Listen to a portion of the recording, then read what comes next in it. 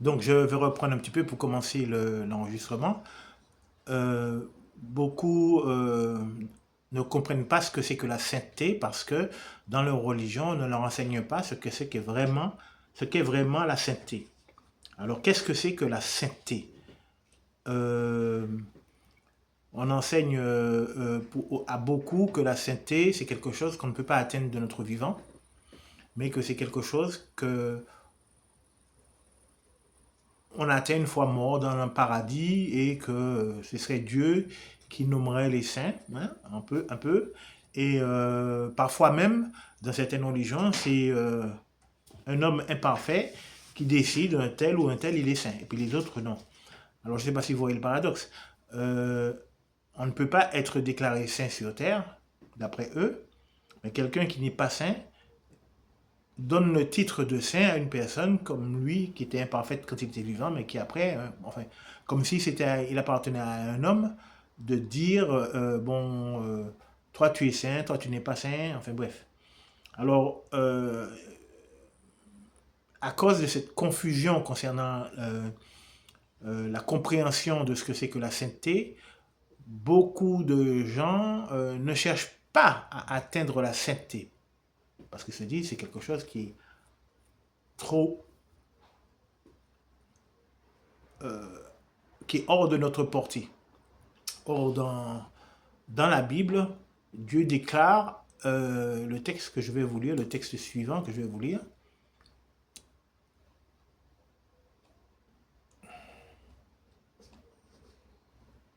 Alors, il s'agit d'un texte contenu dans 1 Pierre, le chapitre 1, et c'est le verset 16.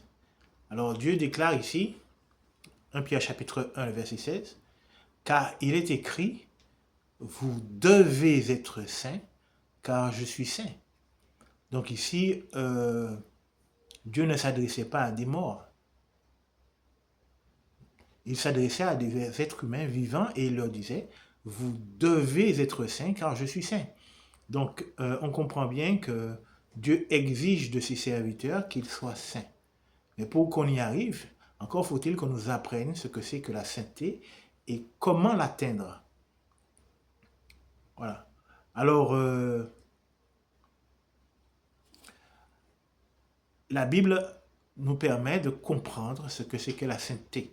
On ne peut pas de nous-mêmes décider de ce qui est la sainteté, pour la simple et bonne raison que la sainteté, c'est la pureté morale, la pureté dans les pensées et dans les intentions, d'abord, plus que dans les actions. Parce que la Bible dit que l'homme voit ce qui paraît aux yeux, mais Dieu voit ce que vaut le cœur. Voilà. Donc, un homme peut paraître saint aux yeux des autres, mais Dieu peut voir en lui des péchés que les hommes ne voient pas. C'est pour ça que la Bible dit à propos d'Ésaü et de Jacob, j'ai haï Ésaü, mais j'ai aimé Jacob avant même qu'il ne soit né dans le ventre de leur mère. Merci. Dieu avait déjà décelé une absence d'intérêt pour les choses spirituelles concernant Ésaü. C'est pour ça qu'il a permis que Jacob supplante son frère aîné, Ésaü. Donc, on comprend bien que la sainteté, dans le cas de Dieu, ne dépend pas uniquement des actions, mais avant tout du cœur. Pourquoi? Eh bien parce que, comme l'a fait remarquer Jésus, c'est du cœur que vient la souillure. Alors, à l'époque de Jésus-Christ, les pharisiens avaient l'habitude de se laver les mains jusqu'au coude et ils se sont offusqués de ce que les disciples de Jésus-Christ ne se soient pas lavé les mains. Et ils ont donc interrogé Jésus-Christ, comment ça se fait que tes disciples ne suivent pas les traditions des hommes? Et Jésus-Christ leur a dit, comment se fait-il que vous remplaciez les traditions des hommes, les ordres de Dieu par les traditions des hommes? Et j'ai perdu le fil de ce que j'allais dire. Donc tout ça, c'est pour montrer que... ensuite, il leur conseille. Il leur dit, après avoir un peu réprimandé les pharisiens, Jésus explique à ses disciples que ce n'est pas ce qui entre dans le corps. Il n'est pas nécessaire de se... Pour être saint, je ne parle pas d'hygiène, hein, entendons-nous bien, je ne parle pas d'hygiène. Pour être saint aux yeux de Dieu, il n'est pas nécessaire de laver l'extérieur. Parce qu'il dit que tout ce qui entre dans notre bouche, ça s'en va dans le lieu d'aisance. Et ça ne souille pas le corps humain. Mais ce qui souille le cœur de l'homme, ce qui souille l'homme, c'est ce qui sort de son cœur. Parce que du cœur de l'homme viennent les raisonnements mauvais, les convoitises. Voilà. Donc Jésus-Christ expliquait ici donc, que ce à quoi il fallait porter de l'attention, ce n'est pas à notre apparence extérieure, mais à ce qui vient de notre cœur, c'est-à-dire à l'état dans lequel notre cœur se trouve. Et le cœur, alors pour information, qu'est-ce que c'est que le cœur? Le cœur de l'homme, c'est la somme des pensées, des intentions qu'il a eues depuis la naissance, depuis le ventre. Depuis le ventre de sa mère. La preuve en est, c'est que Dieu a décelé une mauvaise intention dans le cœur d'Ésaü alors qu'il n'était encore qu'un enfant, qu'un fœtus. Donc, le cœur de l'homme, ce n'est pas une pensée passagère qui s'en va et qui revient, non. Ce n'est pas les pensées de l'homme. Il faut bien comprendre, il faut bien faire la distinction entre le cœur d'un homme et ses pensées. Les pensées ponctuelles. D'accord? Les pensées ponctuelles vont venir s'ajouter couche après couche à l'état profond de notre personnalité, de notre mentalité, de notre cœur. Et c'est ça que Dieu connaît. Dieu connaît quelle est la somme totale de nos pensées. Vers quelle personnalité la somme totale de nos pensées nous pousse. Voilà. Il ne connaît pas simplement les pensées ponctuelles. Voilà. Il sait exactement qui nous sommes au fond de nous, ce que nous aimons, ce que nous n'aimons pas. Et ce sont ces choses-là qui sont ce que nous aimons, ce que nous n'aimons pas. Ça vient de l'accumulation de pensées, couche après couche, de nos actions, couche après couche, de nos actions et de nos pensées et de nos paroles, bien entendu. Mais les paroles, on peut les compter comme étant des actions. Donc, Dieu connaît le cœur et c'est le cœur qui compte pour lui. Et donc, nous devons, pour atteindre la sainteté, couche après couche, incliner notre personnalité, notre mentalité pour qu'elle soit plaisante à Dieu, pour qu'elle plaise à Dieu. Voilà. Donc, la sainteté consiste à purifier son cœur pour l'amener dans une condition qui plaît à Dieu, une condition morale qui plaise à Dieu. Alors cette condition morale, qu'est-ce qu'elle est? Eh bien, comme je l'ai déjà dit, c'est ce que nous aimons et ce que nous n'aimons pas. Ce que nous faisons, ce que nous ne faisons pas, c'est l'état profond de notre cœur. Par exemple, de quelqu'un qui vole, qui est un voleur, eh bien, nous savons que cette personne a une moralité faible, basse, de quelqu'un qui ne tient pas parole, nous savons que c'est quelqu'un qui moralement n'est pas digne de confiance. Donc toutes ces choses nous indiquent quelle est la condition de cœur de cette personne, même si nous ne pouvons pas en avoir une perception totale à cause de notre imperfection, mais c'est toutes ces choses qui nous permettent de définir la condition morale de cette personne. Alors si c'est vrai du point de vue de ce qui est mauvais, c'est aussi vrai du point de vue de ce qui est pur, de la sainteté. Oui? Donc la sainteté va se définir dans notre cœur par nos valeurs, la mentalité qui incline nos pensées. Voilà. On peut nous-mêmes faire un diagnostic de ce que sont, quel est l'état de nos pensées, en prêtant attention à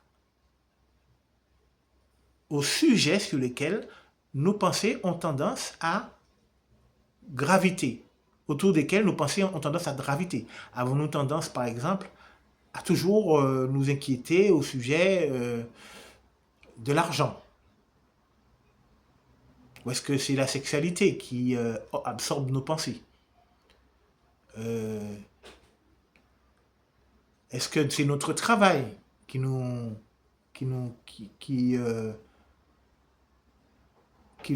attire notre attention? Ou est-ce que ce sont les divertissements? Donc nous pouvons déjà nous-mêmes faire un petit diagnostic pour savoir dans quel état nous sommes et est-ce que nous avons atteint un degré de sainteté suffisant pour que Dieu nous laisse approcher de lui.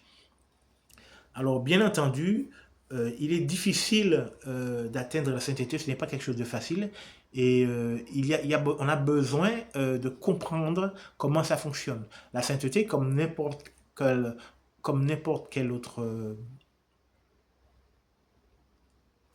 qualité que nous voulons cultiver, a besoin que nous ayons une discipline, que nous disciplinions nos pensées. Parce que nos pensées peuvent être perturbées par la propagande que le diable essaie de faire pénétrer en nous. La connaissance liée à la propagande que le diable essaie de faire pénétrer en nous. Déjà, premièrement, les personnes qui ont une mauvaise compréhension de ce que c'est que la sainteté, eh bien, ils ne se posent même pas la question, puisque pour eux, c'est après la mort. Hein. Donc, on voit bien que nos croyances ont une influence sur notre capacité à atteindre la sainteté. Donc, cela veut dire que pour atteindre la sainteté, il est absolument nécessaire, c'est une condition sine qua non, de connaître la parole de Dieu. Si nos croyances sont influencées par des mensonges créés par le diable, nous aurons des difficultés à atteindre la sainteté. Parce que le diable, s'il implante en nous des croyances fausses, c'est parce qu'il a un objectif. Quel est cet objectif? C'est de prendre le contrôle de nos pensées et de nous fixer de mauvaises priorités. Vous voyez? Donc, il est nécessaire, pour que le diable ne puisse pas prendre le contrôle, par l'intermédiaire des sorciers, bien entendu, hein, pour qu'ils ne puissent pas, les sorciers ne puissent pas prendre le contrôle de nos pensées, il est nécessaire que nous fassions le point sur nos croyances. C'est capital. C'est une condition sine qua non pour atteindre la sainteté. Voilà. Parce qu'on ne peut pas s'approcher de Dieu avec des croyances fausses. Dieu et Jésus-Christ lui-même, qui est le chemin qui nous mène à Dieu, ne nous permettra pas de nous avancer vers Dieu, vers le trône de Dieu. Pourquoi? Parce que Dieu dit, dans sa parole, la Bible, qu'il ne peut pas voir le péché. Or, les croyances fausses sont la base du péché. Dieu ne peut pas voir l'impureté. Donc, tant que nous adhérons à des croyances fausses et à des conduites impures, Jésus-Christ ne peut pas appliquer la valeur de son sacrifice sur nous. Alors pour comprendre pourquoi c'est comme ça, eh bien, à l'époque des Juifs antiques, lorsqu'on apportait un sacrifice au temple, le bélier ou le taureau ou l'agneau devait être parfait. Il ne devait pas avoir de défaut, il ne devait pas avoir de jambes qui avaient déjà été cassées, il ne devait pas être aveugle, il ne devait pas être castré, il ne devait pas être, je sais pas moi, peu importe le défaut ou l'handicap que l'animal avait, il ne pouvait pas être présenté pour un sacrifice pour faire propitiation pour le péché par exemple. À ce propos, Jéhovah déclare aux Juifs, hein, il leur dit, fais-le approcher de ton gouverneur et regarde s'il sera agréé avec, s'il sera accepté avec, comment il dit ça? Enfin, s'il sera accepté avec bienveillance, si le gouverneur ne sera pas vexé. Si vous faites un don à quelqu'un que vous aimez, mais que vous lui donnez ce qui vous reste, forcément, la personne ne va pas apprécier. Un cadeau n'a de la valeur que s'il est précieux. quand je dis précieux, je ne veux pas dire cher, hein, c'est pas ce que je veux dire. Mais quand il est donné, il est précieux lorsqu'il est donné de bon cœur. Or, si vous choisissez de donner ce qu'il vous reste, ça n'est pas donné de bon cœur, parce que vous ne voulez pas en vous-même vous séparer de ce que vous avez. Vous le donnez et vous donnez ce dont vous n'avez pas besoin. On ne peut pas faire ce genre de sacrifice à Dieu. Par exemple, lorsque David a péché en faisant recenser le peuple, et que Dieu l'a puni, et a puni le peuple aussi, hein, il n'a pas puni que David, parce que le peuple aussi péchait.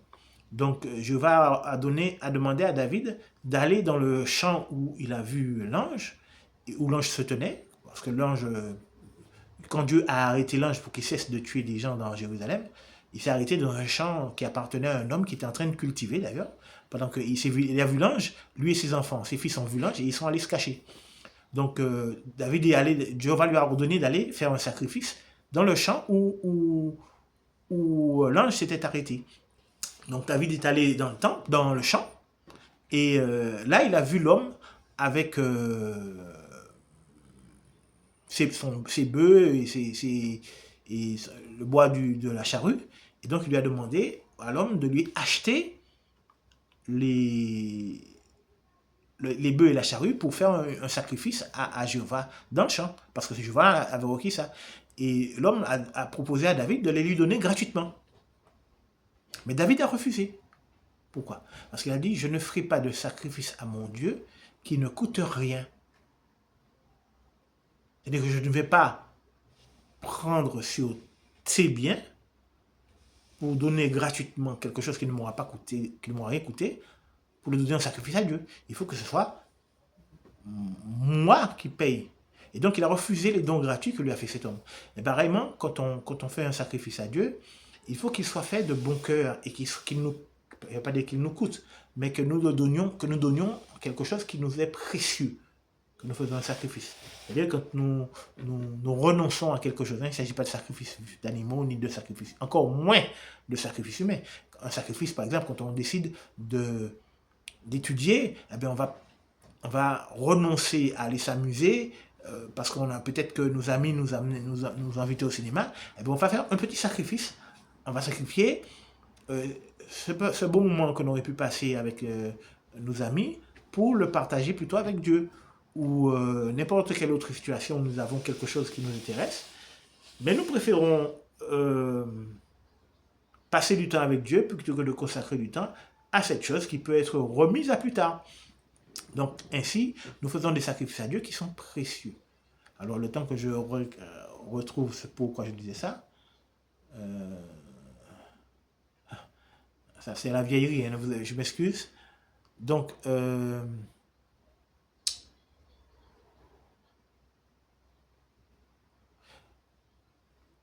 si nous faisons des sacrifices à Dieu, si nous offrons des sacrifices de louange par exemple, si nous chantons des louanges à Dieu, nous devons les présenter avec un cœur pur. Nous ne pouvons, et une conduite sainte. Nous ne pouvons pas présenter, servir Dieu, offrir à Dieu un culte, alors que dans le même temps, nous avons une conduite impure et que nous avons des pensées même impures, parce que c'est vrai que notre conduite doit être pure, mais elle doit être accompagnée et causée par des pensées pures, parce que du temps de Jésus-Christ, il y avait des pharisiens, donc j'en ai parlé tout à l'heure, et Jésus-Christ leur reprochait qu'ils nettoyaient l'extérieur de la coupe et du plat, mais qu'à l'intérieur, il ressemblait à des tombes blanchies. Alors il a dit, il les a traités d'hypocrites. Il a dit, nettoyez d'abord l'intérieur, et l'extérieur sera pur. Ouais? Donc, la sainteté commence par des pensées pures et saintes.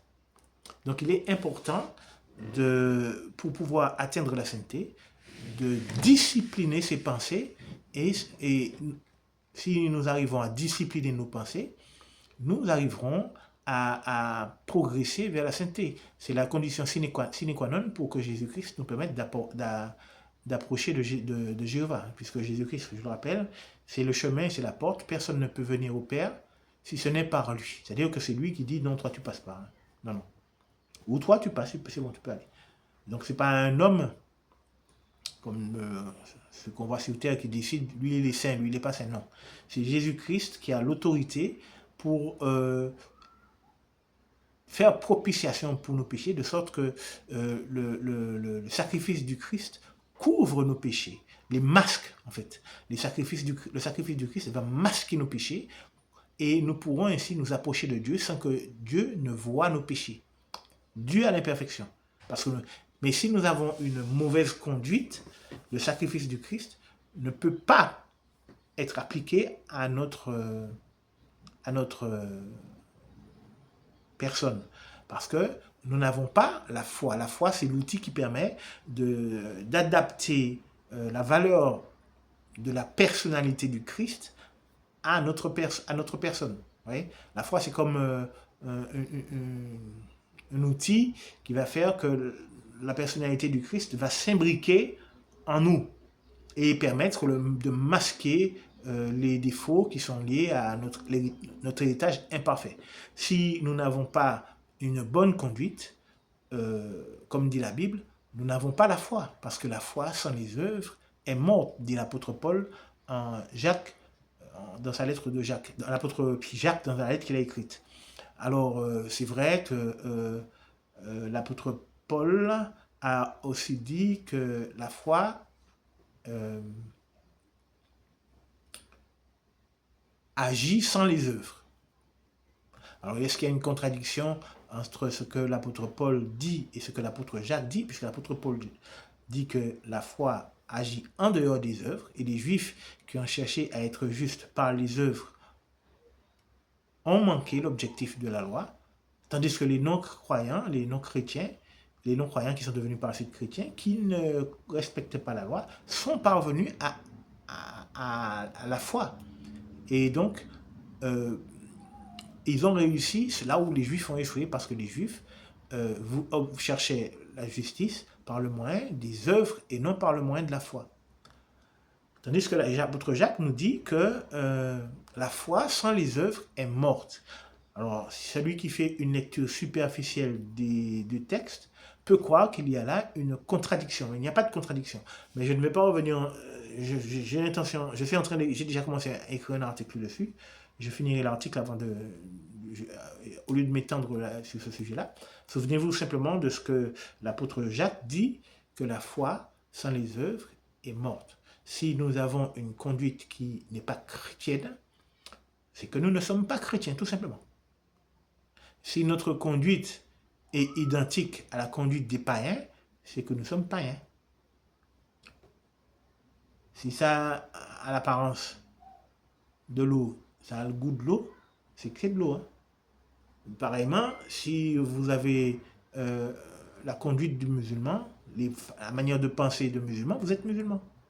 Si vous avez la manière de penser d'un stoïcien, disciple de stoïque, mais si vous avez la manière de penser la conduite des disciples de stoïciens, vous êtes stoïcien. Si vous avez la conduite et l'apparence, la manière de penser de Kant, vous êtes un disciple de Kant. Vous n'êtes pas chrétien. Si vous avez la manière de penser et la conduite d'un païen, vous êtes un païen, vous n'êtes pas chrétien. Donc un chrétien, il y a une conduite qui va avec, et c'est cette conduite qui est dictée par les principes énoncés par notre Seigneur Jésus-Christ. Et dont le principal principe, c'est l'amour du prochain. Voilà. Alors, comment faire pour obtenir la sainteté et toutes les qualités qui sont liées? Parce qu'une fois qu'on a atteint la sainteté, toutes les autres qualités sont plus naturelles à cultiver. Alors, comme je l'ai déjà dit sur d'autres sujets, la sainteté, c'est comme toutes les autres qualités. Pour la cultiver, il faut en avoir l'intention. Je répète, pour cultiver la sainteté, pour arriver à la cultiver, il faut en avoir l'intention. Alors comment ça marche? Eh bien, pour former notre intention dans notre cœur, nous devons nous fixer des objectifs. Nous devons nous fixer l'objectif de devenir saint. Et cet objectif va nous permettre de focaliser notre attention sur notre objectif. Et c'est ça qu'on appelle une intention. On va réussir à former notre intention à partir de notre attention. Vous voyez? On se fixe un objectif et on va prêter attention à cet objectif de manière à l'atteindre. C'est ça qu'on appelle l'intention. Vous voyez? Donc, nous avons besoin donc de former notre intention pour atteindre la sainteté. Mais cela doit être un objectif de notre vie. Être saint. Nous, comme dit Jéhovah dit, Jéhovah, c'est pas moi, c'est Jéhovah qui nous fixe cet objectif. Il dit, le texte que j'ai cité précédemment, c'était quoi? C'était 2 Pierre 1, 13. 2 Pierre 1, 13. Aussi, j'ai manqué 1 Pierre, mais attendez. Non, c'est 1 Pierre 1, 13. Il dit,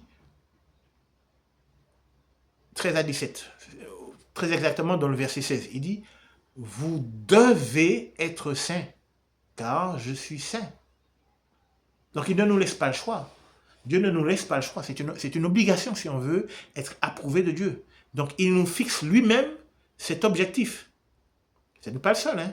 Mais en tout cas, c'est celui dont nous parlons aujourd'hui. Il nous fixe lui-même l'objectif d'être saint.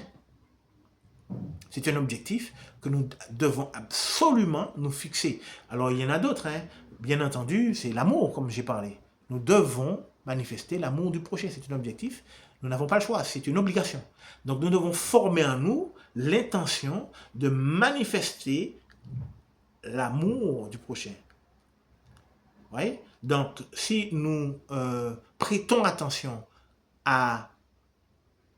aux efforts que nous devons fournir pour atteindre notre objectif, notre intention va se former petit à petit. Ce n'est pas du jour au lendemain, mais on va y arriver. Notre intention, si notre intention, si nous arrivons à former l'intention de manifester l'amour à autrui, nos actions seront guidées par cette intention.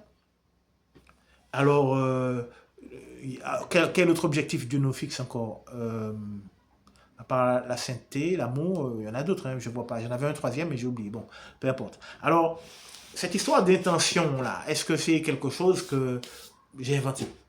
Non, la Bible en parle. C'est d'où l'importance de connaître la parole de Dieu, la Bible. Alors, où est-ce que la Bible en parle?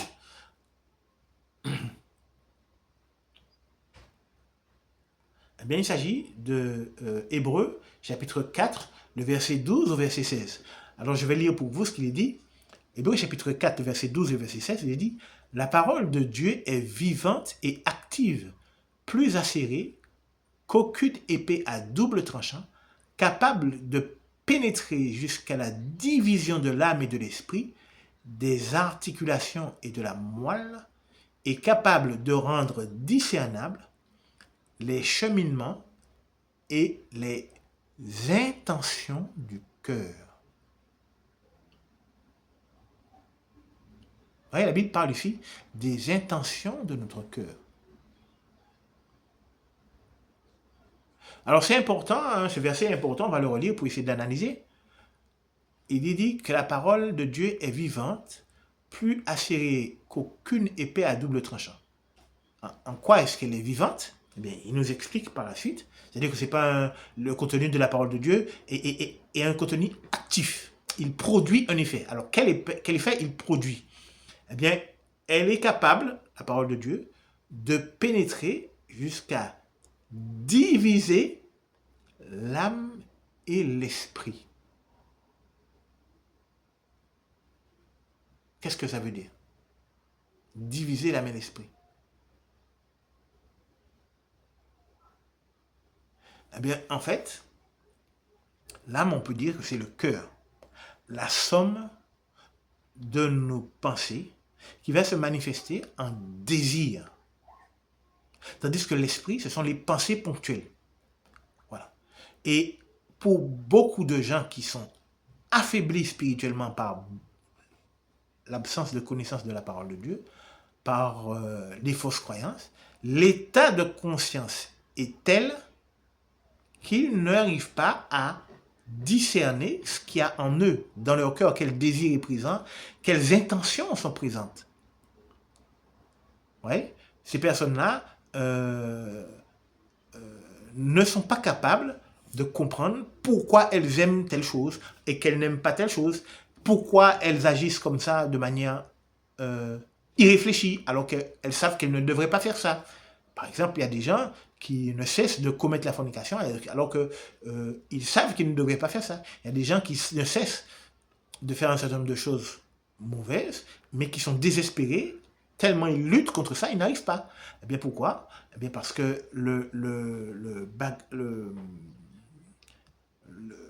leur conscience est trop faible, leur esprit est suffisamment faible, leur esprit, la conscience de leur esprit est suffisamment faible et ils ne sont pas capables de discerner ce qu'ils ont dans le cœur parce que leur conscience est faible. Ils n'ont pas suffisamment élevé leur conscience pour obtenir la compréhension des mécanismes qui se déroulent en eux, pour produire des désirs. Et ce phénomène, bien entendu, il est orchestré par le diable. Le diable va étouffer l'esprit, par l'intermédiaire des sorciers, va étouffer l'esprit des chrétiens pour qu'ils ne soient pas conscients des désirs qui habitent en eux, de ce qu'il y a dans leur cœur, plus profondément que les pensées. Parce qu'il y a les pensées ponctuelles, mais plus profondément que les pensées ponctuelles, il y a l'âme ou le cœur. Et la Bible, elle, ici, elle nous dit, elle est capable de permettre à l'individu qui la lit de discerner ce qu'il y a plus profondément que les pensées ponctuelles. C'est-à-dire que la Bible va vous permettre de vous enfoncer au-dedans de vous jusqu'à votre cœur, jusqu'aux désirs qui sont en vous, de manière à vous permettre de les extirper, de circoncire votre cœur. C'est ce que la Bible appelle la circoncision du cœur par l'esprit. Alors comment est-ce que cela se produit? Bien, cela se produit par une lecture attentive et assidue de la Bible. Assidue, attentive et enthousiaste de la Bible. Voilà. Si vous lisez la Bible avec persévérance, tout en gardant une bonne conduite, tout en vous enforçant de garder une bonne conduite,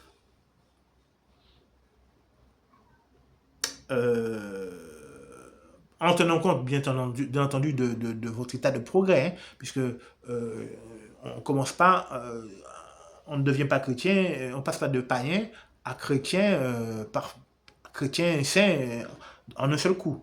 On a des étapes à franchir, mais ces étapes, notre conduite, au fur et à mesure que notre connaissance augmente, notre conduite doit changer pour s'adapter à la nouvelle connaissance que nous avons reçue. Et donc, si nous permettons, chaque fois que nous apprenons, nous prenons conscience que la Bible éveille notre conscience sur un point que nous avons à travailler par un verset biblique, eh bien, à ce moment-là, qu'est-ce que nous devons faire? Nous devons faire ce dont nous avons parlé à l'instant. Nous devons nous fixer l'objectif de faire correspondre notre conduite au verset biblique. Donc, nous devons nous fixer un objectif et cet objectif va nous aider à former notre intention grâce à l'attention que nous allons prêter à l'application, à la méditation et à l'application de ce que nous avons appris de notre vie. Donc, grâce à l'attention que nous accordons aux choses spirituelles, à l'acquisition de choses spirituelles, nous allons former notre intention dans le but d'atteindre un objectif. Voilà. Et c'est pourquoi Jésus-Christ disait à ses disciples, prêtez attention à la manière dont vous écoutez. Parce que si vous êtes distrait, l'enseignement ne pénétrera pas dans votre cœur. Voilà. Il faut vraiment prêter attention à la manière dont nous lisons, puisqu'à l'époque de Jésus-Christ, on ne lisait pas la Bible. Il y avait une Bible dans les synagogues, une Bible dans le temple, et puis c'était tout. Il n'y avait pas d'imprimante, la Bible était copiée à la main par des scribes, et puis c'était les gens riches qui pouvaient acheter ça. Mais les gens du peuple n'avaient pas la Bible. Donc Jésus-Christ leur a dit, prêtez attention à la manière dont vous écoutez. puisqu'il n'y avait pas de livres.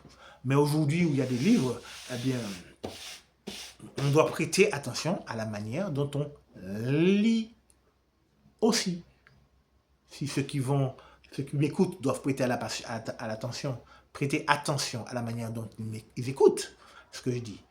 Certes, mais une fois qu'ils mettront en application ce que je dis, en lisant la Bible, ils devront prêter attention à la manière dont ils lisent. Parce qu'il y a des gens, ils vont lire, quand ils arrivent à la fin de la phrase, ils ne se souviennent plus de quoi la phrase parlait.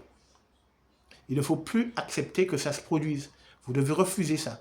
Et vous devez prêter attention. Vous devez, pareillement, on peut forger son attention de la même manière. On doit avoir l'intention, se fixer l'objectif de prêter attention, d'augmenter son attention. Oui? Donc c'est un cercle vertueux où l'intention alimente l'objectif, qui alimente l'attention, qui alimente l'intention, qui alimente l'objectif. Et tout ça va nous aider à forger un cœur meilleur, à nous forger un cœur meilleur de manière à ce que nous soyons poussés à l'action. Je vais prendre un exemple. Je vais prendre cet exemple parce que ça touche beaucoup de gens. Beaucoup de gens sont accros à la pornographie. Alors, comment faire pour réussir à se défaire de cette addiction? Parce que ça devient vraiment une addiction. Et parfois, c'est très jeune, de très jeunes personnes, et ça dure très longtemps. Et d'autant plus que Satan, le diable et les sorciers qui le servent vont faire exprès de vous pousser à regarder la pornographie. Alors, pour réussir à se débarrasser de la pornographie, déjà, on va mettre les choses au point de manière définitive. Si vous ne lisez pas la Bible, ce n'est pas possible. Si vous ne passez pas beaucoup de temps à lire la Bible, ça n'est absolument pas possible de se débarrasser de péché tel que celui-là. La lecture de la Bible doit être votre priorité si vous voulez vous débarrasser de ce péché-là. Parce que c'est en lisant la Bible que vous recevez l'Esprit Saint. Voilà. Et c'est en priant Dieu que vous mettez l'Esprit Saint en œuvre. Vous comprenez comment ça marche? L'Esprit Saint, c'est une force qui va travailler notre personnalité par l'intermédiaire de nos pensées. Ce n'est pas une force qui vient en nous et qui nous donne, boum, tiens, je mets ça en toi et puis t'as... Non, c'est une force qui a besoin d'être utilisée pour produire des fruits de l'esprit, par exemple. Elle va produire en nous des fruits de l'esprit, mais aussi, elle va produire les demandes que nous formulons à Dieu en accord avec sa volonté. Si, par exemple, vous demandez à Dieu plus de foi, l'Esprit Saint va exaucer ces prières-là en accord avec la volonté de Dieu. Il va vous permettre de faire grandir votre foi parce que l'Esprit Saint, il va se connecter à notre esprit. C'est comme on a dans notre esprit, on a déjà des petites... comment ça s'appelle?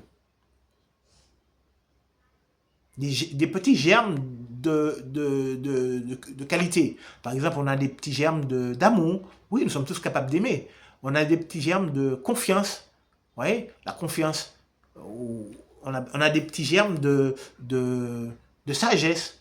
Eh bien, l'Esprit Saint va venir se greffer à ces petits germes-là pour amplifier, pour faire que il s'exprime pleinement dans notre esprit. Vous voyez? Donc, il ne faut pas confondre les fruits que cet esprit produit en nous par l'intermédiaire, en se connectant à ces petits germes, et les petits germes et les fruits qu'il a produits. Les fruits qu'il a produits, qu'il a permis qu'il a amplifié. Vous voyez? Donc, l'Esprit Saint n'est pas visible de l'homme. Mais certaines personnes, certains même sorciers, arrivent à voir les fruits de l'Esprit. C'est différent. C'est pas la même chose. L'Esprit Saint va produire un fruit en nous en amplifiant quelque chose que nous avons en tant qu'être humain, que nous avons déjà. par exemple la confiance, il va la transformer en foi. Le petit brin de sagesse qu'on a, il va l'amplifier pour la permettre de,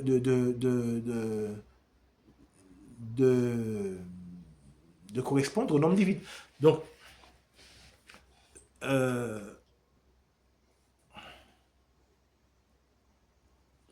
quand nous demandons à Dieu de nous donner, quand nous prions, quand nous lisons la Bible, nous recevons l'Esprit Saint, mais il faut qu'il soit utilisé. Vous voyez, si nous ne l'utilisons pas immédiatement, qu'est-ce qui va se passer? Eh bien, des sorciers vont venir en nous mettre des pensées impures. Et l'Esprit Saint ne peut pas demeurer en nous si nous avons des pensées impures. Parce que, comme je vous l'ai dit, Dieu ne peut pas voir le péché. C'est pour ça d'ailleurs que Jésus-Christ a chassé les marchands du temple. Quand il est venu à Jérusalem, il a vu des marchands dans le temple. Pourquoi il a chassé les marchands? Eh bien parce qu'il savait qu'avant d'être... que pour recevoir l'Esprit Saint, pour faire ce qu'il avait à faire ce jour-là, des miracles, et enseigner et tout ça, pour recevoir l'Esprit Saint, il devait d'abord purifier le temple. L'Esprit de Dieu ne peut pas demeurer dans un endroit qui est souillé, parce que Dieu est pur, il est saint justement. Donc Jésus-Christ, afin de recevoir l'Esprit Saint et de permettre aux œuvres de puissance de se réaliser, et afin de pouvoir enseigner aussi, il a été obligé de chasser, de purifier le temple. Non seulement il a chassé ceux qui vendaient, les vendeurs, les marchands, il a chassé les marchands du temple, parce que c'est le culte qui rendait, c'est un culte rendu à l'argent. Les marchands rendent un culte à l'argent. Quand vous venez dans le temple de Dieu pour faire du commerce, vous montrez de manière ostensible que vous êtes quelqu'un d'avide. Et en vérité, c'est un culte païen, c'est le culte de l'argent. Et Jésus-Christ, non seulement il a chassé les marchands du temple, mais il a aussi empêché aux gens de traverser le temple. Parce que ça veut dire que ces personnes ne considèrent pas le temple comme étant quelque chose, un endroit sacré pour Dieu. Les Juifs tombaient dans ces deux travers-là. Ils avaient tantôt... Ils passaient à travers le temple comme raccourci, parce que le temple était assez grand, il fallait faire le tour s'ils voulaient se rendre à l'opposé. Ils traversaient le temple pour aller plus vite. Donc ils montraient par là qu'ils considéraient le temple comme un chemin normal. Hein. Et de l'autre côté, ils s'émerveillaient d'avoir le temple, cette construction, tous les éléments du culte, ils les considéraient comme presque magique, que ça les protégeait de tout. Ils avaient le temple, ils étaient sûrs d'être protégés. Mais en même temps, il manquait de respect à Jéhovah en traversant le temple. Donc il y avait une sorte de dichotomie, de dissociation de leur conduite, et ils ne s'en rendaient absolument pas compte. Et c'est pour ça que Jésus-Christ donc, a choisi, les a empêchés de traverser, hein, parce que c'était un manque de respect envers Dieu. Et donc, cela nous montre que l'Esprit de Dieu ne peut pas demeurer dans un endroit souillé. Voilà. Et dans des neurones souillés par des... Et ça, c'est vrai aussi pour notre cerveau. Et il a besoin que nous utilisions l'Esprit Saint tout de suite après l'avoir reçu. Si nous n'utilisons pas l'Esprit Saint, eh bien les sorciers vont venir et même peut-être même dans certains cas, Satan, les démons et Satan diable lui-même vont venir pour mettre en nous des impuretés, des pensées impures, des sentiments impurs. Pourquoi ils font ça? Parce qu'ils savent que ça fera partir l'Esprit Saint. L'Esprit Saint va s'en aller. Donc ils font exprès de nous mettre des distractions une fois qu'on a lu la Bible, des envies de toutes sortes une fois qu'on a fait quelque chose de spirituel, de manière à ce qu'on ne prenne pas le temps d'utiliser l'Esprit Saint qu'on a reçu. Et c'est ce que Jésus-Christ mettait comment ça s'appelle? C'est ce que Jésus-Christ mettait en avant dans la parabole des sols. Le premier sol, il y a un homme qui passe et qui ensemence un champ à la volée, comme on a vu à l'époque, ça se faisait. Et il dit, Jésus-Christ, que certaines graines que l'homme envoie tombent le long du chemin. Et qu'est-ce qui se passe? Eh bien, avant que les graines ne germent, les oiseaux du ciel viennent et ils picorent les graines qui sont tombées le long de la route. Et donc, quand les disciples ont demandé à Jésus-Christ la signification de ce verset, mais Jésus-Christ leur a expliqué donc ce que ça signifiait. Le chant, c'est le royaume de Dieu, et le chant, c'est le cœur des hommes dans le royaume de Dieu. Et donc, quand un homme reçoit la connaissance de la parole de Dieu et l'Esprit Saint, mais qu'il ne prend pas le temps de faire pénétrer ce qu'il a reçu dans son cœur, le diable vient et il enlève, dit Jésus-Christ, les graines qu'il a reçues. La semence, ce qui a été semé, l'enseignement qui a été donné, eh bien, le diable va l'enlever. Parce que la personne n'a pas pris le temps d'utiliser ce qui lui a été donné.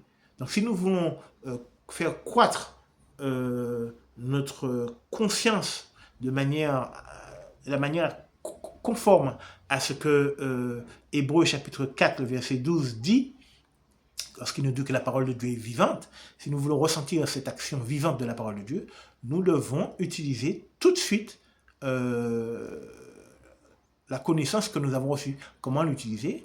Eh bien, en méditant. Et une des manières de méditer, c'est de vous fixer un objectif et de faire le travail que j'ai dit précédemment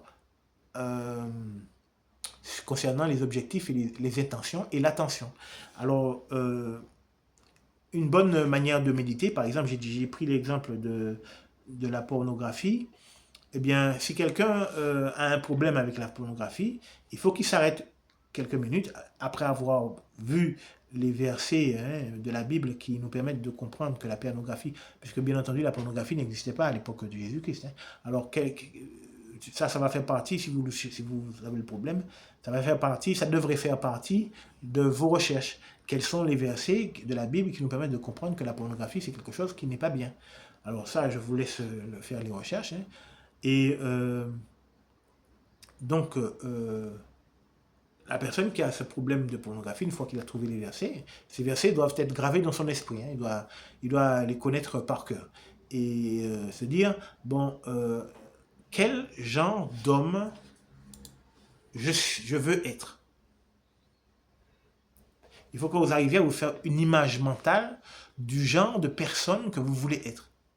Est-ce que je veux être quelqu'un qui aime la pornographie, sachant que cela me vaudra la destruction Armageddon. Mais ce n'est pas par peur de la destruction que nous agissons. Nous agissons parce que nous ne voulons pas déplaire à Dieu. Oui, il y a une petite... si notre seule motivation, c'est de vouloir échapper à la destruction, comme a dit Jésus-Christ, nous perdrons la vie. Voilà. Celui qui veut sauver sa vie la perdra. Si c'est notre seule motivation, nous sommes certains d'échouer. Donc nous devons switcher de motivation. Notre motivation ne doit pas être de vouloir sauver notre vie, mais de vouloir plaire à Dieu. C'est pour ça que la Bible nous dit dans Jean 17, verset 3, que nous devons apprendre à connaître Dieu. Notre désir, notre intention, ça doit être de connaître Dieu quand on lit la Bible, et afin de pouvoir lui plaire. Voilà. Donc celui qui souffre de la fornication doit se demander, est-ce que vraiment j'ai envie d'être ce genre de personne?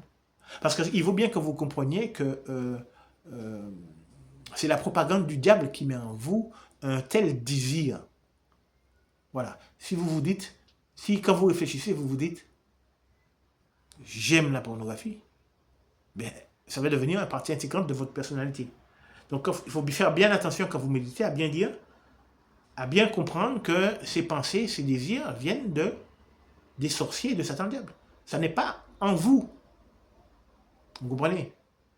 C'est par hypnose, par sorcellerie qu'on les met en vous. Et vous devez vous dire, ça n'est pas moi. Ça n'est pas le genre de personne que je veux être. Donc ça n'est pas moi. Ça, c'est un sorcier qui lutte contre moi. Et dans le pire des cas, ça peut même être des démons satanés. Mais si vous recevez l'Esprit Saint, si vous luttez, vous n'avez pas à vous soucier de savoir si les démons... Non. Ne vous inquiétez pas de savoir qui est la personne qui lutte contre vous. Votre souci doit être de dire, je ne veux pas être ce genre de personne. Quelqu'un qui aime voir des personnes avoir des relations sexuelles. Mais pour ça, il faut déjà que vous soyez moralement, sexuellement pur. C'est-à-dire que si vous commettez la fornication, déjà commencez par arrêter, parce que la fornication est un péché plus grave que le fait de regarder la pornographie.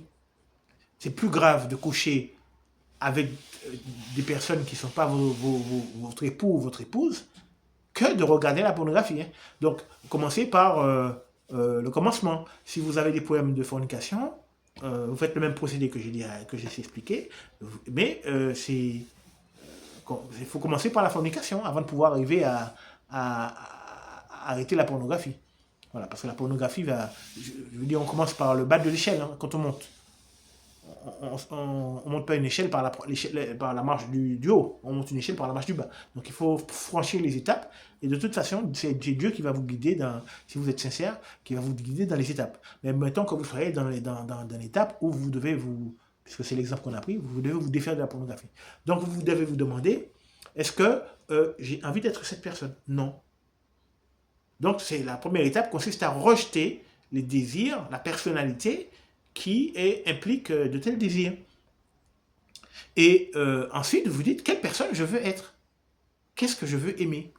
Ou qu'est-ce que je ne veux pas aimer? Voilà. Et c'est là où intervient Hébreux 4, versets 12 et 16, où la Bible va vous aider à prendre conscience des pensées qui vont impliquer l'amour de la pornographie. Parce que ça commence toujours par une pensée, ça forme une intention, et ensuite ça forme un désir, un plaisir. Un plaisir dans le désir. Je ne sais pas si cette manière d'expliquer est bonne. C'est-à-dire qu'on prend plaisir à faire ou à désirer quelque chose. Eh bien, il faut d'abord déconstruire ce plaisir dans le désir par la méthode que je vous explique là. Je n'ai pas envie de prendre plaisir à regarder la pornographie. Ce n'est pas le genre de personnalité qui me plaît. Je n'ai pas envie de prendre plaisir à commettre la fornication, c'est quel que soit le problème que vous avez. Donc il faut arriver à déconstruire ce désir pour le remplacer par un autre désir qui est de faire la volonté de Dieu, votre désir de vous rapprocher de Dieu, de plaire à Dieu. Et ensuite, petit à petit, une fois que vous renforcez ce désir de plaire à Dieu, de ne rien faire qui lui déplaise, et en lisant la Bible va vous pointer du doigt quel désir contre lesquels il faut lutter. Et c'est toujours selon le même procédé que je vous expliquais là, que vous allez ainsi former un objectif. Vous avez un objectif principal qui est de plaire à Dieu, et puis des objectifs secondaires qui vont être arrêter la pornographie, ou arrêter la fornication, ou bien arrêter les lectures immorales, ou bien peu importe ce que vous avez comme problème, arrêter de regarder avec un désir immoral les femmes ou les hommes. Je ne sais pas si les femmes regardent les hommes, mais je sais que les hommes passent beaucoup de temps à regarder les femmes. Donc il faut, et ça c'est un problème terrible, que beaucoup de gens ont du mal à se défaire. Il ne faut pas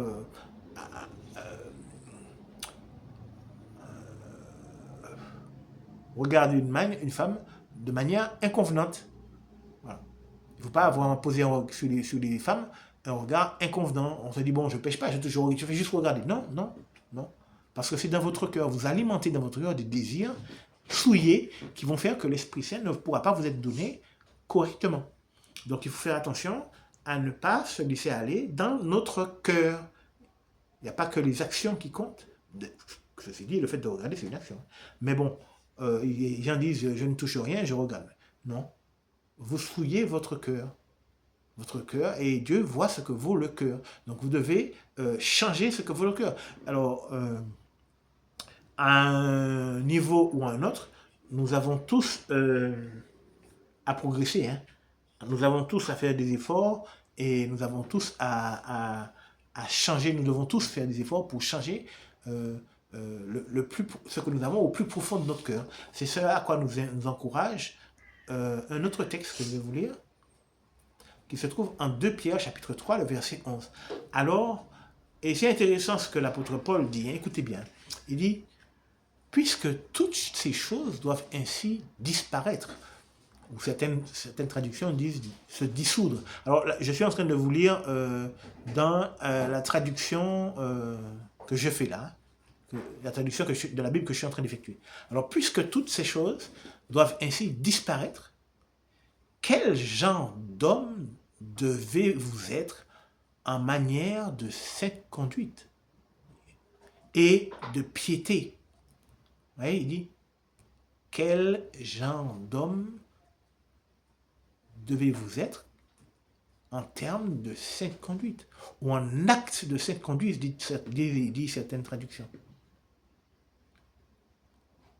Donc, nous devons nous poser la question, ce que j'ai intégré dans le processus de méditation dont je vous ai parlé à l'instant, quel genre d'homme je veux être?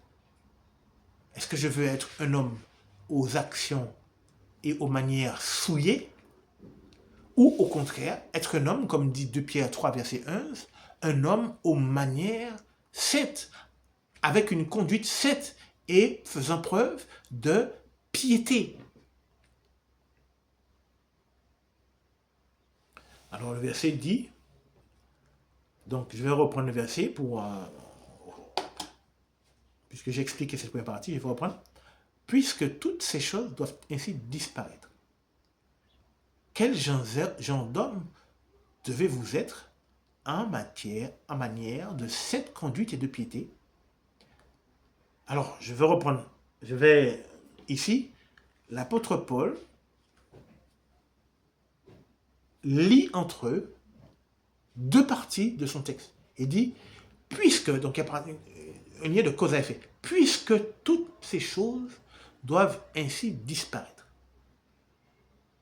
Et là, il dit, quel genre d'homme devez-vous être? Alors il fait un lien. Puisque tout ce qu'il y a autour de nous aujourd'hui doit disparaître. Quels doivent être nos objectifs, en gros? Il dit, quel genre d'homme on doit être pour ne pas disparaître avec toutes ces choses? Vous voyez? Il dit, ce qu'il dit, c'est que on ne peut pas continuer à vivre pour la satisfaction des désirs de ce monde, alors que le monde doit être détruit. Ce serait stupide. Ce serait un manque de foi criant.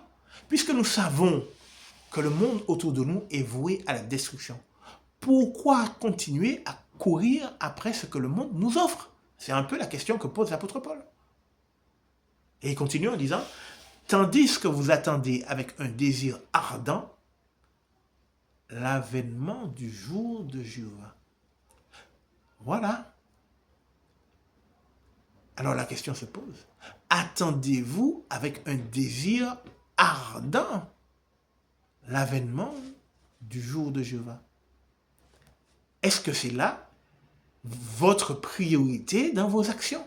Vous préparez-vous en vue de l'avènement du Christ? Vous ne pouvez pas, selon les termes de l'apôtre Paul, selon ce que l'apôtre Paul explique, changer l'homme que vous voulez être, ou que vous devez être, puisque c'est quelque chose que l'apôtre Paul, Dieu va nous impose. Nous devons changer de personnalité, puisque quelles doivent être nos priorités? J'ai un peu perdu le fil. Quelles doivent être nos priorités compte tenu du fait que toutes ces choses doivent... Nous ne pouvons pas nous préparer en vue du jour de Jéhovah si nous ne transformons pas l'homme que nous sommes intérieurement. Vous voyez? Et c'est logique. Si nous sommes occupés à rechercher des choses de ce monde qui va disparaître, eh bien nous oublions forcément notre préparation.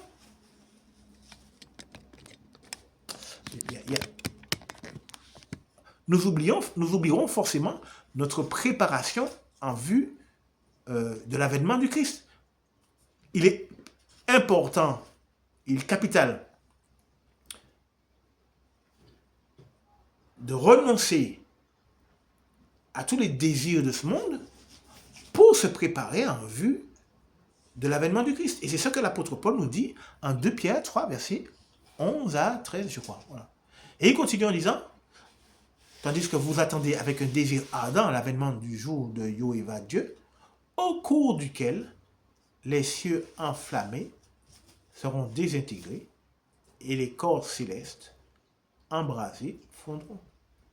Donc si nous ne voulons pas participer avec les cieux symboliques, il ne s'agit pas des cieux réels, les hommes qui dominent le monde.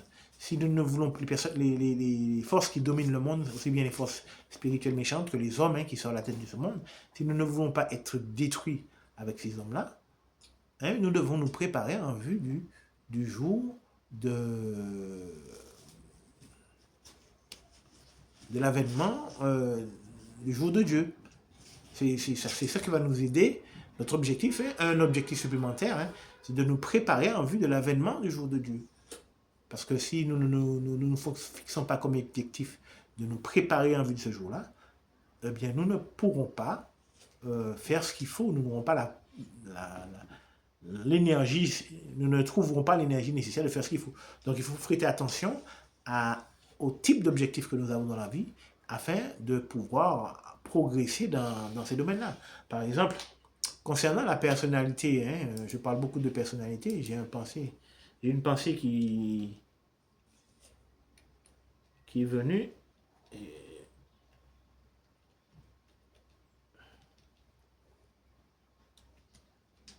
Et il faut que je retrouve le verset qui en parle afin de vous le montrer.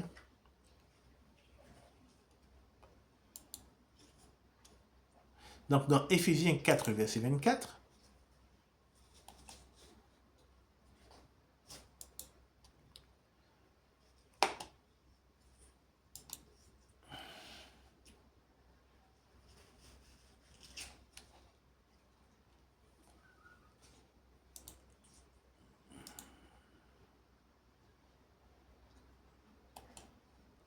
le temps de chercher.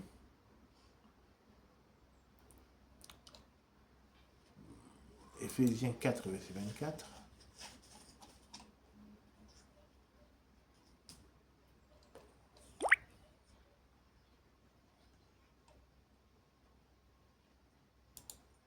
Voilà. Donc toujours dans la traduction que j'effectue en ce moment.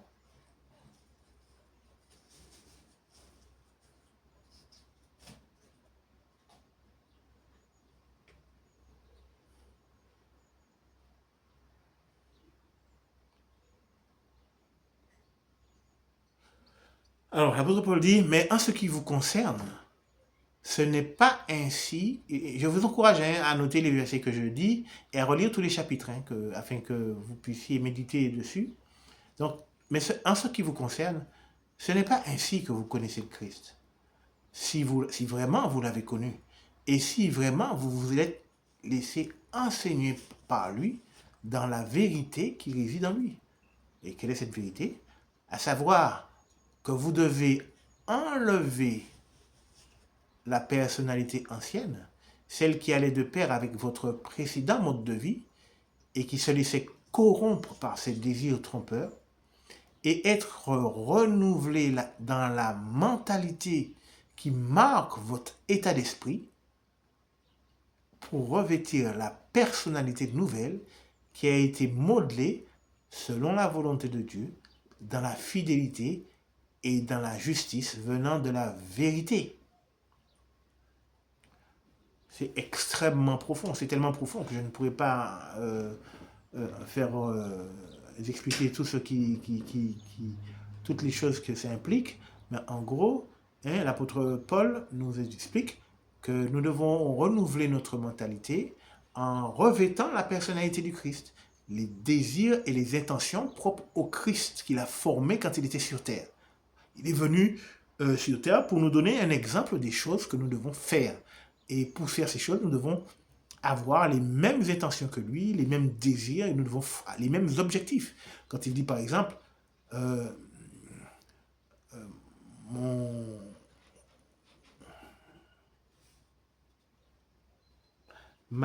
il dit ça?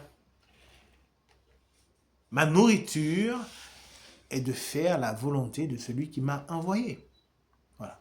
Et donc nous devons cultiver le même état d'esprit que le Christ. C'est certain que nous ne parviendrons pas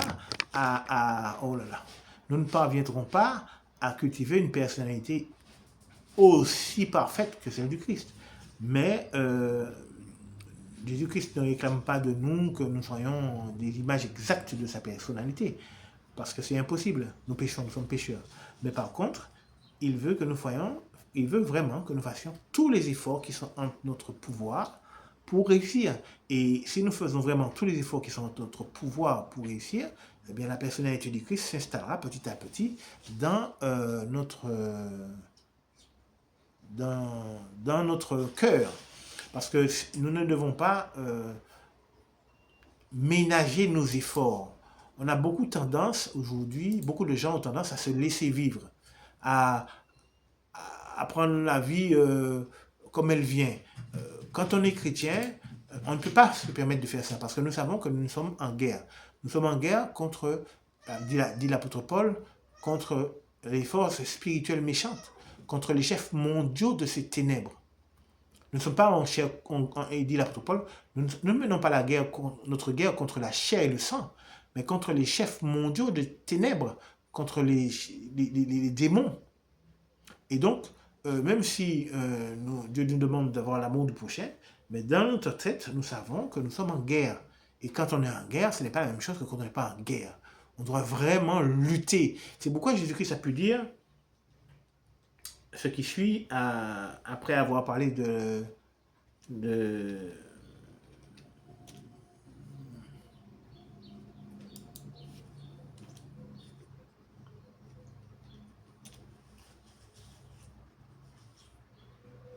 après avoir parlé de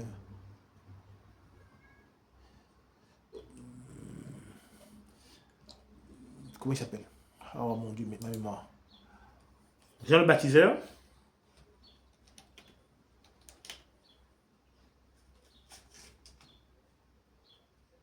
Et voilà que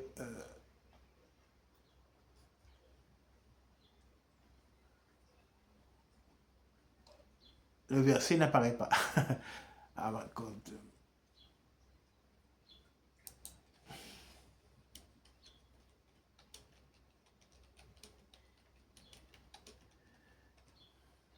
bon, je l'ai en tête, hein, donc s'il n'apparaît pas, je le dirai, mais j'aimerais bien pouvoir vous le donner.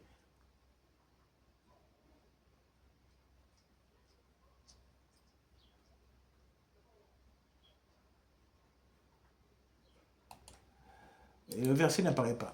Ah. Alors c'est Luc 13, verset 14. Luc 13, verset 14. Alors on va aller chercher dans Luc 13, verset 14 ce qui est dit.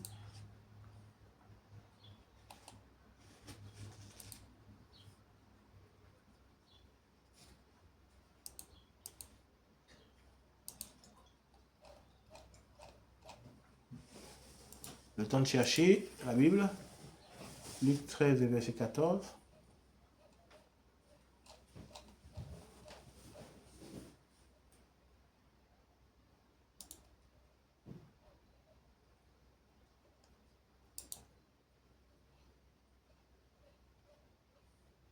Alors il dit, non, pas Luc 13, verset 14. Ah, comment j'ai pu me tromper comme ça? Luc 13, verset 24, pardon.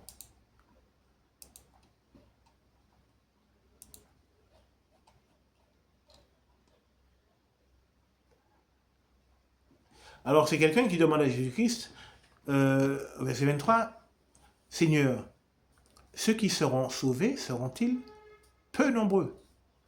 Et Jésus-Christ répondit, verset 24, faites de vigoureux efforts pour entrer par la porte étroite, car je vous dis que beaucoup désireront y entrer, mais ne le pourront pas. Donc il est question ici de faire de vigoureux efforts.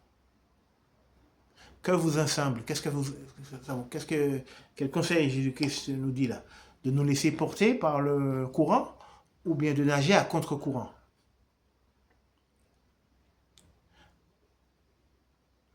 À propos de la majorité des chrétiens, écoutez ce que Jésus-Christ dit. Il dit, beaucoup désireront y entrer, mais ne le pourront pas. Ça veut dire que Jésus-Christ nous dit que si nous nous laissons porter par le courant de la majorité des chrétiens, nous n'entrerons absolument pas dans le royaume de Dieu. C'est grave. Nous devons nager à contre-courant et faire des efforts intenses pour entrer dans le royaume de Dieu par la porte étroite. Parce que dans un autre chapitre, Jésus-Christ dit, car large est le chemin et spacieux est la porte. Non, large est la porte et spacieux est le chemin qui mène à la destruction. Et beaucoup sont ceux qui entrent par elle. Mais étroite est la porte et resserré est le chemin qui mène à la vie éternelle. Et peu nombreux sont ceux qui la trouvent cette porte et qui y passent. Donc, effectivement, Jésus-Christ a dit que ceux qui entreront dans le royaume seront peu nombreux. Pourquoi? La réponse se trouve dans ce que Jésus-Christ dit. Il dit, faites de vigoureux efforts pour entrer, en Luc chapitre 13, verset 24, faites de vigoureux efforts pour entrer par la porte étroite. Faites-vous donc les vigoureux efforts qui sont requis pour entrer par la porte étroite, ou est-ce que vous vous laissez porter par le courant? Jésus-Christ continue en disant, quand le maître de maison se sera levé pour fermer la porte, et que vous, depuis l'extérieur, vous commencerez à frapper à la porte en disant, Seigneur, Seigneur, ouvre-nous. Il vous répondra alors, je ne sais d'où vous êtes. Vous voyez l'importance de faire de vigoureux efforts, notamment de lecture de la Bible et de méditation. Alors, il y a un autre passage de la Bible où Jésus-Christ indique aussi qu'il faut faire de vigoureux efforts, mais il indique de manière détournée. Alors, quel est ce passage? Alors, je n'ai pas le temps de chercher parce que je prends peut-être trop de temps à chercher parce que je pense qu'on a fait ça depuis assez longtemps. Alors, Jésus-Christ dit, si ton œil te fait trébucher, arrache-le et jette-le loin de toi. Bon, bien sûr, il ne s'agit pas d'arracher son œil de manière littérale, merci. Mais de produire des efforts vigoureux pour se débarrasser d'une mauvaise habitude. Parce que les mauvaises habitudes ont la vie dure. C'est très facile de perdre une bonne habitude, mais c'est très difficile de la prendre et encore plus difficile de se débarrasser d'une bonne habitude. D'une mauvaise habitude, pardon. C'est très difficile de se débarrasser d'une mauvaise habitude. Et à tel point que Jésus-Christ compare le fait de se débarrasser d'une mauvaise habitude au fait de se couper un membre. À quel point il faut être déterminé pour arriver à se couper littéralement un membre pour ne pas pécher. Eh bien, Jésus-Christ nous encourage à avoir une détermination mentale identique afin de réussir à se débarrasser, à circoncire les sentiments et les désirs mauvais qui sont dans notre cœur. Vous voyez? Donc, ici, toutes ces choses, pour résumer, pour dire que la sainteté, ce n'est pas quelque chose qu'on trouve par hasard au détour d'un chemin, comme on trouve un portefeuille par terre rempli d'argent et puis ça y est, on est riche. Non. La sainteté, c'est quelque chose c'est pas quelque chose qui s'attrape comme une maladie parce qu'on a croisé quelqu'un qui était saint. Non, c'est quelque chose qu'on produit, qui est possible de cultiver en ayant la motivation nécessaire, en prêtant attention, comme j'expliquais. Ce live-là sera sur YouTube. Vous cherchez mon nom, Willy Ventado, et vous allez trouver le live. Je vais le mettre sur YouTube. Donc, il vous sera possible de revoir les éléments, même si je sais être un peu brouillon parce que je ne prépare pas. J'ai une idée dans ma tête et je la développe et ça vient comme l'esprit me le dit. Donc, vous allez pouvoir retrouver ce live sur YouTube si vous voulez le revoir. Mais donc, il faut vraiment faire de vigoureux efforts pour réussir à développer cette sainteté en nous en suivant le processus que je vous ai indiqué, mais je pense que il y a peut-être d'autres moyens, mais en tout cas, il est utile de fonctionner comme ça, d'essayer de trouver une manière de forger notre intention en se choisissant les bons objectifs. Souvenez-vous, être déterminé à faire les efforts qu'il faut, ne pas se laisser distraire, et se fixer les bons objectifs pour atteindre et faire ce qu'il faut pour les atteindre. Alors, ce sera à la fin de ce live. Je vous souhaite une bonne soirée, une bonne fin de journée. Hein, et là où je suis, elle est déjà assez entamée. Hein, on est presque 20 heures. Et j'espère que ce live aura été utile. Et je vous souhaite de vous revoir la prochaine fois. Alors, j'ai pas salué beaucoup de monde. Hein, je suis désolé. J'ai eu, j'ai pas vu qui est-ce qui m'a salué. J'ai pas vu. Je suis resté assez longtemps sans faire des lives, donc j'ai perdu un peu l'habitude d'avoir des interactions directes avec les personnes. Si vous m'avez salué, je m'en excuse, j'ai pas vu. Et puis je vous souhaite une bonne fin de soirée. Au revoir, à bientôt.